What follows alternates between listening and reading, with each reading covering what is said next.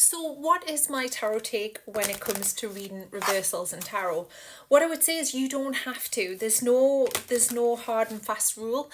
I'm a forensic tarot reader, so I blend both intuitive reading with the infrastructure of the card. So if a card falls in reverse, I'm looking at why it's in reverse. What happened in the previous card or on the Fool's Journey that it landed in that way. But I teach my students in the beginning to focus on the upright. Now, I'm going to cover in another video the way in which we ask our questions. So if you were asking an advice-based question and you got a reversal, I would say focus on the upright.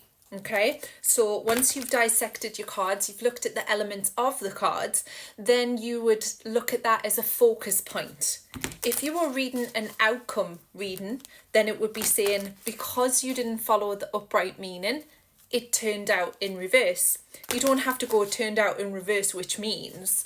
And then the last one is if you're reading an observation reading, so if you're reading about somebody else's intention or the connection between you, then it's going to tell you what they're internalizing at the moment or what they're unable to do. So again, read the upright and see that as the swap that around and go, okay, so they were unable to do that, which is why they're in that position at the moment. I hope that makes sense. It isn't something where you need to put that pressure on yourself. I mean, if you look, I'm always moving my tarot cards. I'm not the greatest shuffler. You don't need to be. It's all about intention. And that's the most important thing when it comes to reading tarot. But it's not necessary. There's enough in the cards for you to focus on. But that would be my take. And that's how I teach my new students how to read it. And then we get more complex later.